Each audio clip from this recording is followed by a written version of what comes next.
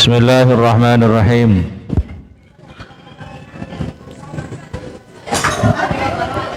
Innahum kanu yusari'una fil khairati wa yad'unana raghaban wa rahaban wa kanu lana khashi'in. Innahum, sesungguhnya mereka para anbiya mursalin, orang-orang yang soleh, kanu ada siapa mereka, yusari'una itu cepat-cepat, yusari'una itu cepat-cepat, fil khairati di dalam kebaikan-kebaikan, wa yad'unana dan berdoa siapa mereka, berdoa meminta menyembah siapa mereka na kepada kami Allah maksudnya, raghaban dengan cinta, wa rahaba dan dengan takut. Wa kanu dan ada siapa mereka orang-orang soleh itu, lana kepada kami khashi'ina, itu yang khusyuk atau yang takut-takut semuanya. Ibu-ibu yang dimuliakan oleh Allah Subhanahu wa taala, jadi sifatnya orang-orang soleh, sifatnya para anbiya wal mursalin, sifatnya para orang-orang yang waliullah, itu adalah membangkitkan rasa cinta dan takut bersamaan di dalam hatinya. Jadi ada rasa cinta dan takut bersama-sama, tumbuh berkembang, dikuatkan, dikokohkan di dalam hati mereka, sehingga itulah yang dipilih oleh Allah, itulah mereka diangkat derajatnya di sisi Allah Subhanahu wa taala. Oleh karena itu caranya untuk kita ini hadirin, ibu-ibu semuanya, ibu-ibu Ikama Kabupaten Jayapura, Masjid Ta'lim At-Taqwa, ibu-ibu Ikama Kabupaten Jayapura, seharusnya bagaimana ibadah itu bisa kita rasakan nikmatnya beribadah itu kalau di dalam hati kita tumbuh dua hal.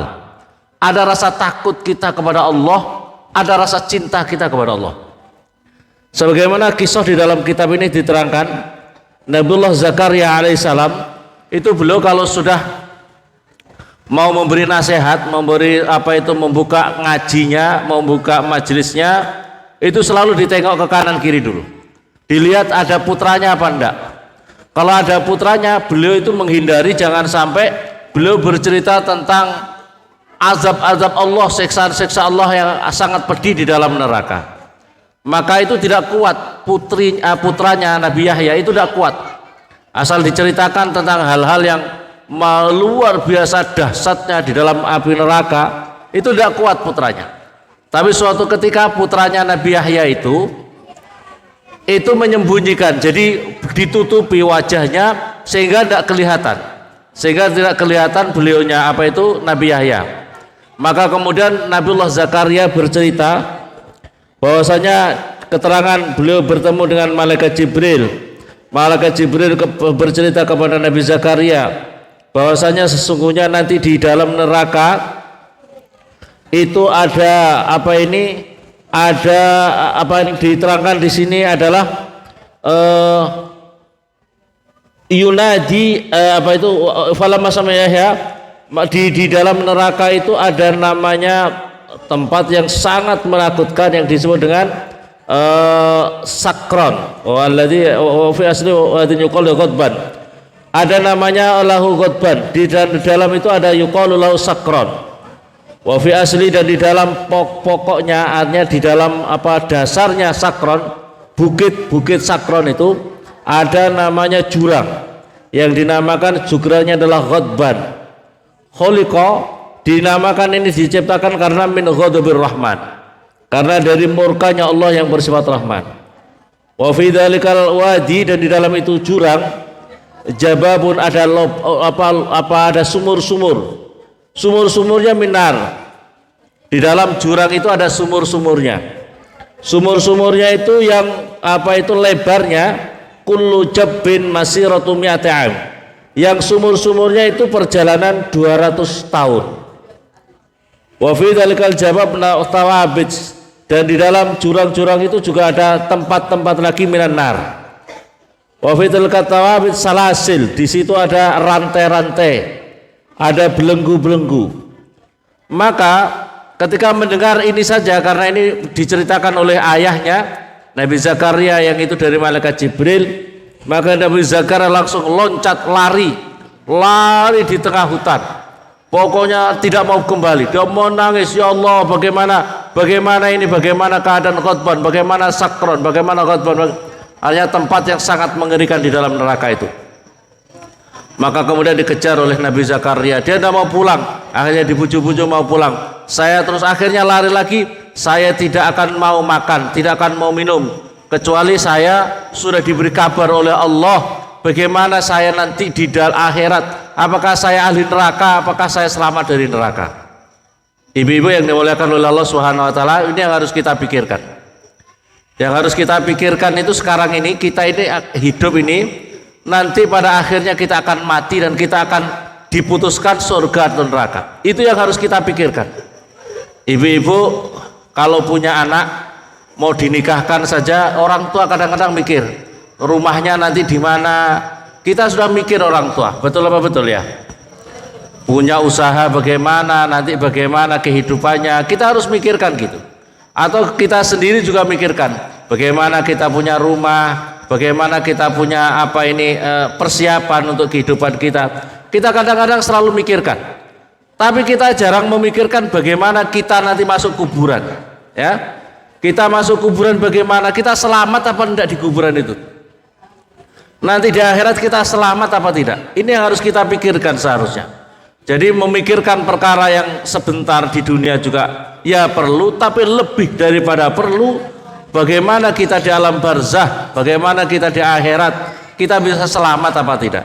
Inilah yang dirasakan oleh para anbiyaul mursalin, para ulama-ulama, orang salihin, para wali-wali Allah. Yang selalu dipikirkan adalah bagaimana nanti. Maka oleh karena itu di dalam dada mereka, para orang-orang soleh itu ada bergelora terus-menerus, ada rasa cinta, sangat cinta sama Allah, cinta kepada Allah, selalu ingin menghadap Allah, tapi juga takut karena merasa diri kita ini masih banyak dosa. Ini yang harus kita tumbuhkan di dalam diri kita.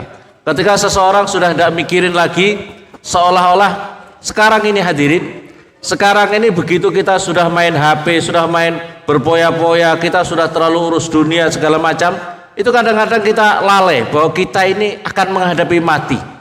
Kita ini menunggu giliran mati. Kita ini nanti akan di akhirat. Kita akan diproses nanti di akhirat. Itu yang seharusnya kita pikirkan.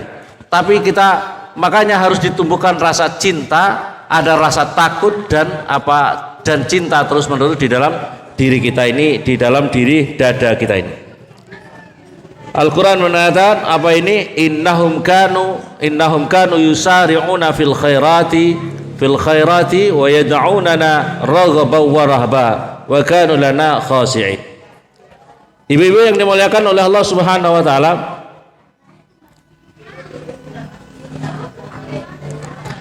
di dalam apa ini? Daqaiqul Abar. Qala Nabi sallallahu alaihi wasallam, inna ahwana ahli nar, sesungguhnya yang paling ringan-ringannya orang ahli neraka, ibu-ibu, yang paling teringan orang-orang yang di api neraka itu azaban, yang paling ringan daripada siksa neraka itu adalah seseorang disiksa oleh Allah, dirinya punya sendal, punya terompah kakinya minanar dari api neraka, dari sendalnya itu dari api neraka, ya. Yugla min huma dimahu, tapi dengan sendal itu saja, sendalnya dari api, yang atas sudah dibakar sesungguhnya, tidak dimasukkan 100%, tapi yang paling ringan adalah dirinya hanya dipakai sendal dari api neraka. Tetapi otaknya itu sudah mendidih, otaknya itu sudah meletus dan mendidih, saking panas daripada sendalnya dari api neraka tadi. Ala jamratin yasta'ilu bihi lahbun nar wa yakhruju jasahu, dan kemudian dari situ keluarlah apa itu perutnya, apa itu isi perutnya jasahu batnahu min qadamih, dan meleleh seluruhnya di pada kakinya tadi. Wa inna la yara annahu min asyaddi ahli nar adzaban wa huwa min ahwali ahli nar, padahal itu adalah siksaan yang paling ringan di dalam api neraka. Bagaimana kalau dimasukkan semuanya? An Mansur bin Ammar annahu qala kuntu atwafu fi sikkatin min sikakil Kufah. Ada seorang ulama kemudian berjalan di di lorong-lorong kota Kufah. Ini kota Kufah di Irak. Kemudian di dalam malam yang gelap gulita, tiba-tiba dia mendengar suara ada seseorang yang sedang ibadah dan berdoanya seperti ini. Ilahi bi'izzatika wa jalika la tandur ila maksiati, wahai Tuhanku, demi keagunganmu ya Tuhanku, janganlah engkau memandang dosa-dosaku yang sangat banyak. Waghfir dzanbi, tapi ampunkanlah dosa-dosaku ya Allah. Waqbal uzri, dan terimalah alasan-alasan saya ini ya Allah. Fa illam tuqbal uzri, maka jika tidak diterima alasan-alasan saya ini untuk minta maaf kepadamu ya Allah, fa kaifa yakunu hali, bagaimana nanti keadaanku, bagaimana nanti saya di alam barzakh, bagaimana nanti aku di surga atau di neraka. Inilah ucapan orang yang sedang bermunajat di malam hari. Maka Syekh Mansur bin Ammar tadi kemudian membaca Al-Quran. Ya ayyuhalladzina amanu qu anfusakum wa ahlikum nara wa quduhan nas wal hijarah. Wahai ingat-ingatlah orang banyak, jagalah dirimu, keluargamu dari api neraka, karena api neraka itu bahan bakarnya dari batu dan dari manusia. Maka begitu mendengar suara ini, yang sedang ibadah tadi langsung menjerit dengan jeritan yang masya Allah seperti orang yang putus asa. Kemudian ada gerakan-gerakan yang seolah-olah menunjukkan dirinya tidak ada suara lagi. Besok harinya dia melihat ternyata orang yang sholat tadi malam itu meninggal dunia karena mendengar suara tadi ya, Al-Quran tadi. Maka kemudian ini susah, ya Allah, gara-gara saya ini orang mati, gara-gara sudah takut dan saya bacakan ayat Al-Quran ini, begitu dia dihayati dan kemudian dia meninggal dunia. Maka akhirnya dia susah, bagaimana dia ini, dia surga atau neraka. Bermunajatlah Syekh Mansur Al-Ammar tadi, bermunajat kepada Allah, temukan aku dengan dirinya di neraka atau tidak. Akhirnya dia ketemu di dimensi mimpi, bertanya, bagaimana keadaan kamu di surga atau diampuni tidak dosa-dosa kamu? Jawabnya, alhamdulillah, aku diampuni dosa-dosaku oleh Allah dan aku dijadikan orang seperti orang mati syahid, dalam perang Badar, perang Uhud bersama Rasulullah. Bagaimana bisa seperti itu? Karena kalau itu orang mati perang karena perang karena mati terbunuh dengan lawannya, tetapi saya mati karena ketakutanku mendengarkan khosyah diriku mendengar ayat-ayat Al-Quran. Jadi saya mati gara-gara ketakutanku menghayati ayat-ayat Al-Quran tadi. Jadi hadirin, ibu-ibu, pentingnya apa? Jadi pentingnya seseorang itu bangunkan rasa takut kita kepada Allah. Kita ini loh, ibu-ibu, kita ini harus kita persiapkan itu bagaimana nanti mati, bagaimana kita dalam barzakh. Ibu-ibu kalau sekarang punya rumahnya kecil umpamanya, tidak ada lampunya, enak apa enggak itu? Enak apa tidak? Tidak ada lampu, tidak ada listrik, rumahnya sangat gelap gulita, tidak ada kamar mandi, semuanya hanya kamar 2 meter kali 2 meter gitu aja. Kalau malam gelapnya kayak apa, panasnya kayak apa, tidak kamar mandi, susah apa tidak? Lah bagaimana nanti kalau ibu-ibu di kamar kecil yang di kuburan itu? Tidak ada listrik, tidak ada listrik, tidak ada kamar mandi, tidak bisa kemana-mana, tidak ada uap, tidak ada udara dan sebagainya. Itu yang harus kita persiapkan. Makanya yang harus kita, tapi rasa takut itu takut karena, tapi juga cinta ya. Beda takut kita sama lawan. Kalau kita takut sama penjahat, takut begitu saja. Tapi kalau takut kita ke sana, tumbuhkan rasa takut dan cinta. Karena rahmatnya Allah betapa sangat luasnya, tetapi murkanya Allah juga sangat luar biasa. Maka tumbuhkan di dalam diri kita rasa takut dan cinta, cinta. Hadirin yang dimuliakan oleh Allah Subhanahu wa taala, di dalam keterangan kitab ini diterangkan juga hukia anna syekhon kan yamsi ala syatti naharin fara sabiyan yatawadda wa yabki. Suatu ketika ada seorang syekh berjalan-jalan, ada melihat anak-anak, ya ibu-ibu, ada masih anak-anak kecil. Begitu dia wudhu di pinggir sungai itu, dia sedang wudhu tapi dia dalam keadaan menangis, wudhu tapi menangis. Maka seorang syekh tadi berkata, ya sobi ma yabkik, apa yang membuat kamu menangis wahai anak kecil? Waqala sobi qara'tul Quran, saya membaca Al-Quran wahai syekh. Ketika saya membaca ya ayyuhalladzina amanu qu anfusakum, wahai orang-orang beriman, jaga dirimu, jaga keluarga dari api neraka yang bahan bakarnya dari apa-apa, dari batu dan dari manusia. Maka saya kemudian saya menangis karena takut saya dimasukkan ke dalam neraka. Maka kemudian Syekh tadi, ya sobi, bagaimana apa ya, fakhiftu ayyulqiyani Allahu taala finnar, aku takut saya dilemparkan di dalam neraka. Ini perasaan anak kecil yang soleh, perasaan kecil anak-anak soleh yang istimewa. Kalau sekarang kira-kira anak-anak kita dibacakan Al-Quran ini bisa menangis atau tidak? Bisa menangis apa enggak anak-anak kita ini? Baca Al-Quran bisa menangis ataukah karena melihat di apa itu sinetron saja mau menangis? Atau gara-gara lihat apa itu HP-nya saja menangis? Ini anak kecil luar biasa, hatinya lembut, hatinya luar biasa tulusnya. Maka kemudian ya kalau saya sih anta maksum, wahai sobi, kamu anak kecil, kamu tidak punya dosa, kamu tidak punya dosa karena kamu masih anak kecil. Wahai sobi, kenapa kamu nangis ini? Fala takhaf innaka la tastahiqun nar. Wahai anak sobi, wahai anak kecil, tidak layak kamu masuk neraka kalau kamu masih tidak punya dosa, masih kecil. Faqalat sobi, maka anak sobi tadi menjawab, apa itu, ya syekh anta akil, wahai syekh, apakah otak kamu normal, apakah kamu cerdas wahai syekh? Terus bagaimana anak kecil? Ala tara anan nas idza awqadu naran li hajatin wadau awwalan sigharal khatab sumawadul kabir. Ya syekh, tahukah kamu kalau seseorang mau bikin pembakaran, mau bikin apa itu bara api, maka yang dibakar terlebih dulu adalah kayu-kayu yang kecil, kayu-kayu kecil, nanti baru kemudian kayu-kayu yang besar. Jadi oleh karena itu yang dikasih masuk ke dalam kobaran api itu adalah kayu-kayu yang kecil, bukan kayu-kayu yang besar. Apakah kamu tahu? Dan saya ini kan masih kecil, bagaimana saya bisa merasa aman daripada apa api neraka sementara bahan bakarnya manusia dan batu? Maka kemudian saya ini, ya Allah, ternyata kamu lebih cerdas, kamu lebih pintar, kamu lebih bisa menghayati ayat ini daripada saya. Maka kemudian kalau anak kecil saya takut yang tidak punya dosa, ya, yang waktu itu masih tidak ada HP, tidak main game terus, ya, tidak main game terus. Sekarang ini anak kecil baru lahir aja, kalau untuk supaya tidak menangis dipegangi HP, ya. Ya Allah, ya Rabbi subhanallah. Ini keadaan-keadaan orang-orang soleh zaman dahulu yang tidak terkontaminasi dengan berbagai macam masalah. Sekarang ini iman kita sungguh digoda dari kanan kiri depan belakang supaya iman kita ini lemah. Maka oleh karena itu ibu-ibu yang dimuliakan oleh Allah Subhanahu wa taala,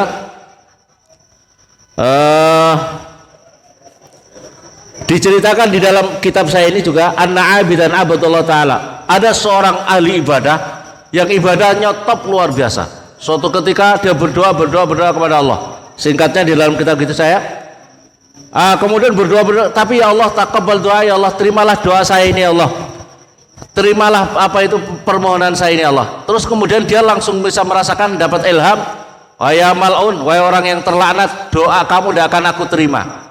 Kenapa ya Allah? Kenapa ya Allah? Dosa saya apa ya Allah? Karena kamu membiarkan istri kamu berbuat dosa, berbuat maksiat kepadaku. Masya Allah. Maka kemudian akhirnya dan kamu membiarkannya. Ya Allah, terus akhirnya apa yang terjadi? Ditanya istrinya, istriku, apa yang kau lakukan? Apa yang kau lakukan? Apa yang kau lakukan hari ini? Kenapa Allah menolak doaku? Biasanya diterima doaku. Ini hari ini saya dapat isyarat bahwa doaku tidak diterima oleh Allah gara-gara kamu. Ada apa yang kau lakukan hari ini? Wahai suamiku, mohon maaf suamiku, saya mohon maaf. Saya ini hari ini, saya tadi bermain-main di tempat orang-orang yang ahli maksiat di sana, ngobrol-ngobrol ke sana kemari. Terus kemudian saya lupa tidak sholat. Saya lupa tidak sholat gara-gara satu itu saja, karena saya kumpul dengan mereka yang orang-orang ahli maksiat itu, dan kemudian saya lupa untuk tidak melakukan sholat. Maka kalau mendengar itu, langsung kamu saya talak. Sama suami, kamu saya talak. Saya hari ini ditolak doa saya dikatakan terlaknat oleh Allah gara-gara membiarkan kamu melakukan maksiat di jalan Allah Subhanahu wa taala. Akhirnya Masya Allah ya, akhirnya setelah itu dia berdoa lagi dan kemudian diterima oleh Allah Subhanahu wa taala. Akhirnya artinya dari cerita ini cerita nyata di dalam keterangan kitab ini. Artinya apa Ibu-ibu? Doa-doa kita ini mungkin barangkali banyak di antara kita minta permintaan kepada Allah. Kita mungkin punya hajat yang banyak kepada Allah. Iya apa enggak Ibu-ibu? Tapi hati-hati, doa-doa kita tidak akan diterima oleh Allah kalau membiarkan keluarga kita. Kalau kita punya suami meninggalkan maksiat terus, kita masih ridho. Hati-hati. Kalau kita punya anak-anak masih jauh daripada agama, jauh daripada ibadah, tidak meninggalkan kemaksiatan, doa kita akan ditolak oleh Allah. Doa kita kalau kita minta disayang oleh Allah, kalau kita minta diampuni oleh Allah, kalau kita minta hajat sama Allah, ditolak oleh Allah. Gara-gara apa? Karena membiarkan keluarga kita jauh daripada agama. Naudzubillah summa naudzubillah. Barangkali demikian, kurang lebihnya mohon maaf. Assalamualaikum warahmatullahi wabarakatuh.